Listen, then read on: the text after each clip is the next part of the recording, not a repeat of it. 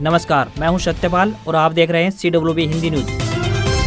शक संवत 1947 विक्रम संवत 2082 आज चैत्र मास के कृष्ण पक्ष की 9वीं तिथि और दिन गुरुवार है। तदनुसार अंग्रेजी तारीख 12 मार्च सन 2026। सबसे पहले आज की सुर्खियां। हरियाणा में बदलेगा मौसम का मिजाज, पश्चिमी विक्षोभ सक्रिय होने से बरसेंगे बदरा। सरसों के भाव में तेजी से खिले किसानों के चेहरे, हरियाणा में सरकारी खरीद से पहले ही मिलने लगी MSP।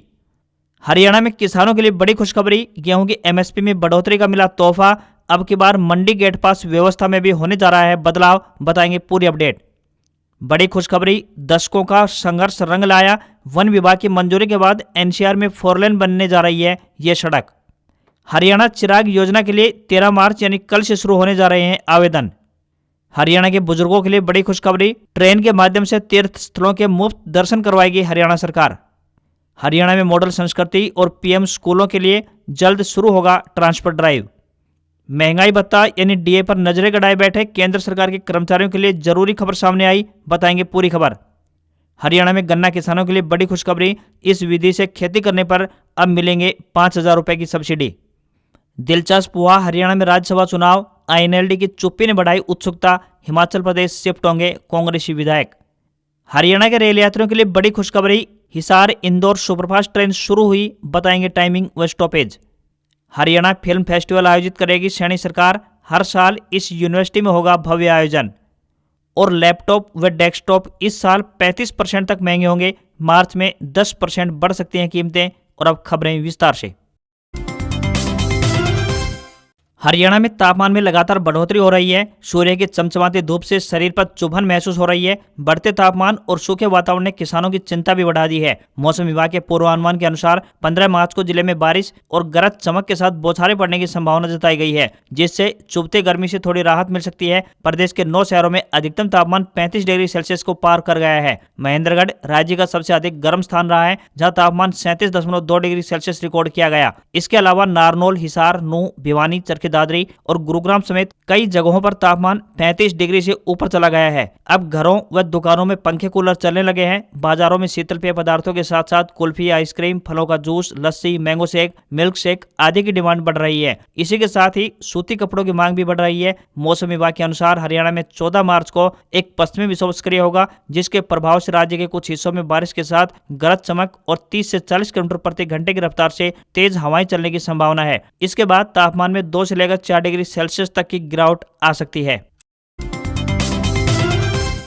हरियाणा सरकार की तरफ से गरीब परिवारों के बच्चों के लिए हरियाणा चिराग योजना चलाई गई है। सरकार की इस योजना के तहत गरीब परिवारों के बच्चे प्राइवेट स्कूलों में फ्री में शिक्षा प्राप्त कर सकते हैं। इस योजना के लिए आवेदन शुरू होने वाले हैं। योजना के लिए आवेदन प्रक्रिया 13 मार्च 2026 यानी कल से शुरू होने जा रही है तथा आवेदन करने की अंतिम तारीख की बात करें तो 30 मार्च 2026 रहने वाली है। सरकार की तरफ से योजना को लेकर एक बड़ा ऐलान किया गया है। सरकार की नई घोषणा के अनुसार जिन बच्चों के परिवारों की वार्षिक आय फैमिली ID में 8 लाख रुपए से कम है, उन्हें भी इस योजना का लाभ दिया जाएगा। ऐसे में अगर आप भी इस पात्रता को पूरा करते हैं और अपने बच्चों को प्राइवेट स्कूल में मुफ्त में पढ़ाना चाहते हैं तो योजना के तहत आवेदन कर सकते हैं। फीस का भुगतान सरकार द्वारा किया जाएगा या आपको काफी कम फीस देनी होगी। ऐसे में जो भी अभिभावक आवेदन करना चाहते हैं वे 13 मार्च से लेकर 30 मार्च तक आवेदन कर सकते हैं। योजना के तहत 6ठी कक्षा से लेकर 12वीं कक्षा तक का एडमिशन मिल सकता है।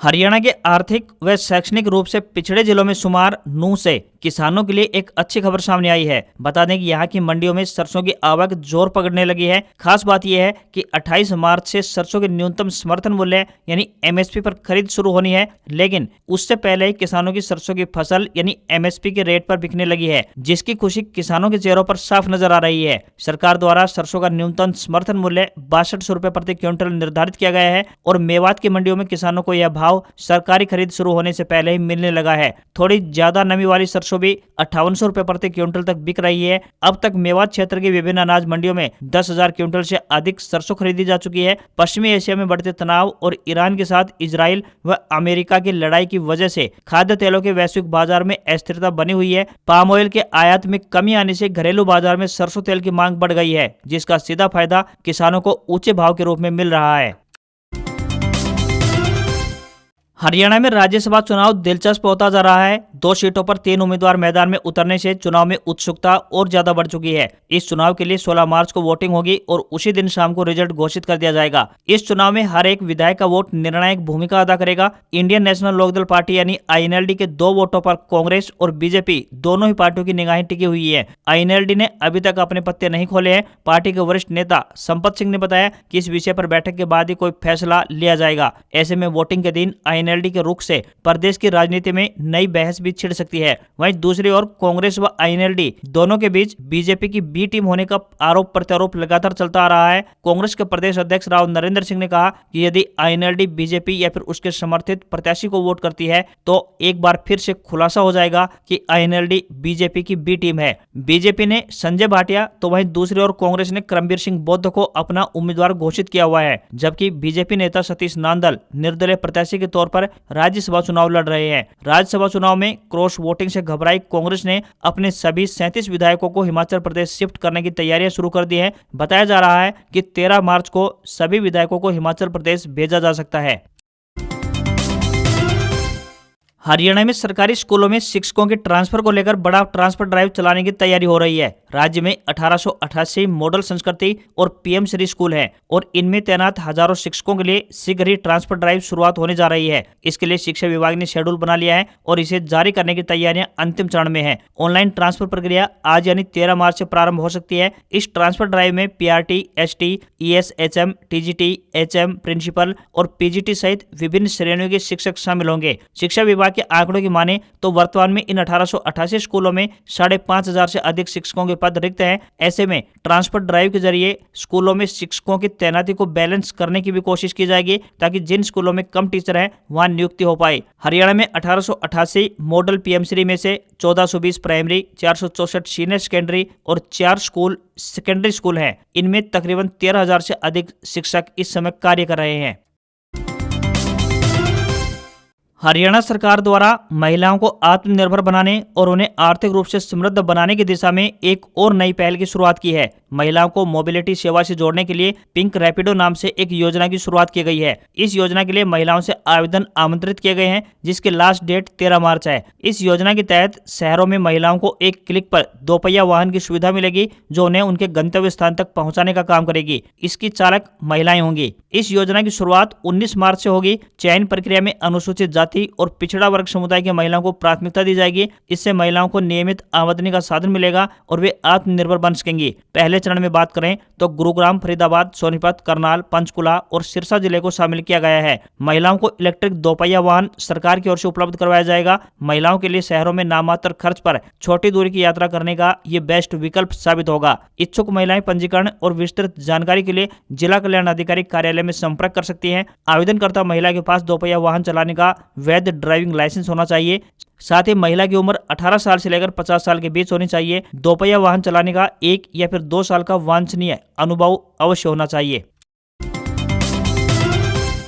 हरियाणा में गन्ने की खेती लगातार कम होती जा रही है। प्रदेश में पिछले कुछ सालों में गन्ने के रकबे व उत्पादन में भारी गिरावट दर्ज की गई है। हरियाणा विधानसभा में पेश आंकड़ों के अनुसार साल 2020-21 की तुलना में गन्ने के रकबे में साल 2025-26 में लगभग 83,658 एकड़ की कमी का अनुमान जताया गया है। औसत पैदावार में 18.09 क्विंटल प्रति एकड़ व उत्पादन में 322.54 क्विंटल की कमी दर्ज की गई है। इसका सीधा असर चीनी मिलों पर पड़ रहा है। बीजेपी विधायक घनश्याम दास अरोड़ा की ओर से बजट सत्र में लगाए गए ध्यानाकर्षण प्रस्ताव पर जवाब देते हुए सहकारिता मंत्री डॉक्टर अरविंद शर्मा ने कहा कि प्रदेश सरकार गन्ने को बढ़ावा देने के लिए वित्त वर्ष 2026-27 के बजट में कई योजनाएं लेकर आई है। उन्होंने बताया कि गन्ना प्रौद्योगिकी मिशन योजना के तहत किसानों को उत्पादन बढ़ाने के लिए नई तकनीक में प्रति एकड़ 3,000 रुपए की बजाय अब 5,000 रुपए सब्सिडी का प्रावधान किया गया है। साथ ही कृषि मंत्री श्याम सिंह राणा ने बताया कि किसानों को गन्ने की नवीनतम किस्मों जैसे कि CO 15-023 का बीज खरीदने व बीज बनाकर किसी अन्य किसान को बेचने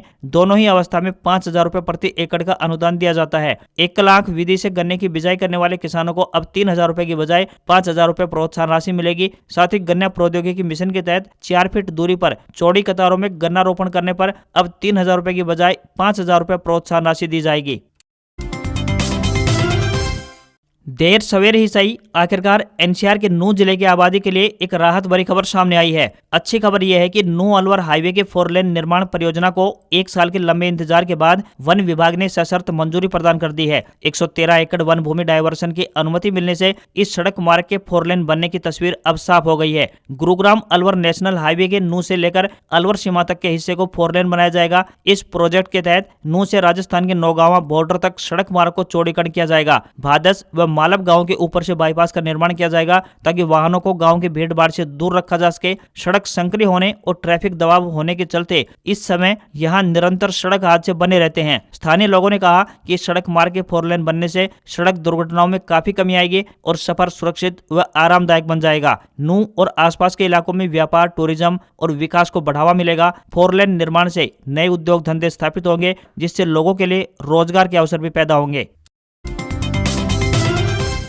महंगाई भत्ता यानी डीए पर नजरें गड़ाए बैठे केंद्र सरकार के कर्मचारियों के लिए एक जरूरी खबर सामने आ रही है। बता दें कि जनवरी से जून छमाही के लिए डीए पर केंद्र सरकार कोई फैसला ले, इसका बेसब्री से इंतजार हो रहा है। होली पर्व पर डीए पर फैसले की उम्मीद जताई केंद्रीय कर्मचारियों के लिए अब ये इंतजार थोड़ा और बढ़ गया है। उम्मीद थी कि मंगलवार को प्रधानमंत्री नरेंद्र मोदी की अध्यक्षता में हुई कैबिनेट मीटिंग में इस पर कोई फैसला लिया जाएगा, लेकिन ऐसा कुछ नहीं हुआ। यानी केंद्रीय कर्मचारियों को अभी और कुछ समय के लिए इंतजार करना होगा। मुद्रास्फीति आंकड़ों के आधार पर जनवरी से जून 2026 छमाही के लिए महंगाई भत्ता यानी कि डीए में लगभग 2% की बढ़ोतरी का अनुमान जताया जा रहा है। यदि इसे लागू किया जाता है तो डीए वर्तमान 58% से बढ़कर मूल वेतन का लगभग 60% हो सकता है। आमतौर पर केंद्र सरकार होली या फिर उससे पहले महंगाई भत्ते का ऐलान कर देती है, लेकिन इस बार फैसले में देरी होती नजर आ रही है। बता दें कि महंगाई भत्ता सरकारी कर्मचारियों को बढ़ती महंगाई के प्रभाव को कम करने में मदद करता है। हरियाणा सरकार ने राज्य की कला और संस्कृति को वैश्विक पहचान दिलाने के लिए बड़ा कदम उठाया है। बता दें कि राज्य की नायब श्रेणी सरकार ने बजट 2026-27 में पहली बार हरियाणा फिल्म फेस्टिवल आयोजित करने की घोषणा की है। यह भव्य महोत्सव हर साल रोहतक स्थित दादा Laxmichand state university of performing and visual arts में आयोजित किया जाएगा। प्रदेश के इतिहास में पहली बार होगा जब हरियाणा सरकार ने किसी फिल्म फेस्टिवल के लिए बजट में अलग से कोई प्रावधान किया है। इसके सफल आयोजन में राज्य का कला एवं संस्कृति विभाग भी पूरी तरह से सहयोग करेगा। यह फिल्म फेस्टिवल केवल एक आयोजन नहीं बल्कि राज्य के कलाकारों के लिए एक बड़ा अवसर भी साबित होगा। यह फिल्म फेस्टिवल क्षेत्रीय सिनेमा, स्वतंत्र फिल्म निर्माताओं, डॉक्यूमेंट्री मेकर्स और छात्र कलाकारों को अपनी प्रतिभा दिखाने का अवसर देगा। इसके जरिए हरियाणवी कला, संगीत और संस्कृति को राष्ट्रीय और अंतर्राष्ट्रीय स्तर पर पहचान मिल पाएगी। विश्वविद्यालय में एक्टिंग, डायरेक्शन, सिनेमेटोग्राफी और एडिटिंग जैसे प्रोफेशनल कोर्स संचालित होते हैं। यहाँ के छात्र पहले ही कई राष्ट्रीय और अंतर्राष्ट्रीय फिल्म फेस्टिवल में पुरस्कार जीत चुके हैं। इस आयोजन से उन्हें फिल्म सिनेमा के विशेषज्ञों से मिलने और सीखने का अवसर मिलेगा। सरकार का मानना है कि इस पहल से हरियाणा केवल खेल और कृषि ही नहीं बल्कि फिल्म निर्माण और रचनात्मक कलाओं में भी अपनी पहचान मजबूत कर सकेगा।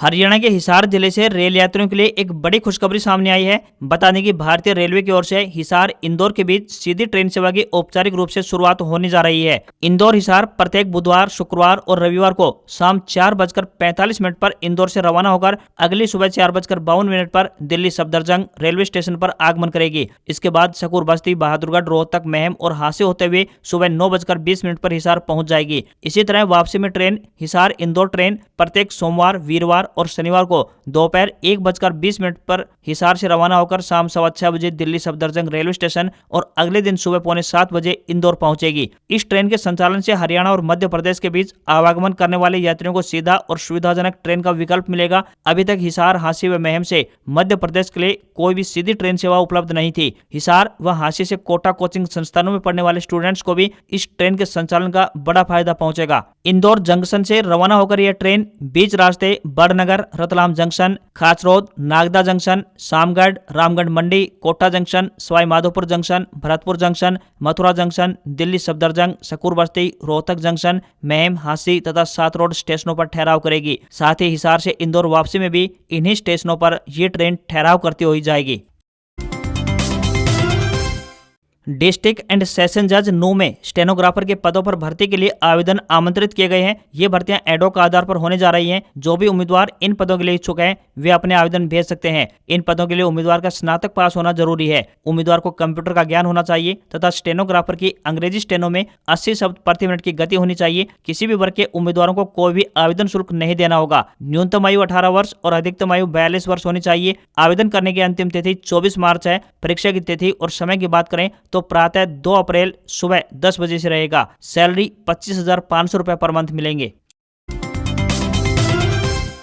हरियाणा में किसानों के लिए बड़ी खुशखबरी सामने आई है। प्रदेश में 1 अप्रैल से शुरू होने जा रही गेहूं की सरकारी खरीद के लिए न्यूनतम समर्थन मूल्य यानी एमएसपी निर्धारित कर दिया गया है। बता दें कि प्रदेश में रबी फसलों की सरकारी खरीद को लेकर 560 मंडियां और खरीद केंद्र पर व्यवस्था निर्धारित की गई है। रबी सीजन 2026 के लिए किसानों को गेहूं की एमएसपी में 160 रुपए प्रति क्विंटल की बढ़ोतरी का तोहफा दिया गया है। इस बार गेहूं की सरकारी खरीद 2585 रुपए प्रति क्विंटल के हिसाब से खरीदी जाएगी, जबकि पिछले साल ये भाव 2425 रुपए प्रति क्विंटल था। रबी सीजन की फसलों की सरकारी खरीद को लेकर गेट पास व्यवस्था में भी बड़े बदलाव की तैयारियां शुरू हो चुकी हैं। सरकार की योजना है कि जियो फेंसिंग तकनीक के जरिए किसानों को गेट पास जारी किए जाएं। पिछले साल किसानों को घर बैठे गेट पास काटने की सुविधा दी गई थी, लेकिन इस बार सरकार इसमें बड़ा बदलाव करने के मूड में नजर आ रही है। इस बार सरसों की सरकारी खरीद के लिए एमएसपी पोर्टल पर पंजीकृत किसानों को ही टोकन नंबर दिया जाएगा। किसान के अंगूठे से बारकोड स्कैन होगा। गेट पास जारी करने के लिए क्यूआर कोड मंडी के गेट पर ही जनरेट किया जाएगा। किसान जिस वाहन में सरसों की फसल लेकर पहुंचेगा उसका नंबर भी दर्ज करना अनिवार्य किया गया है,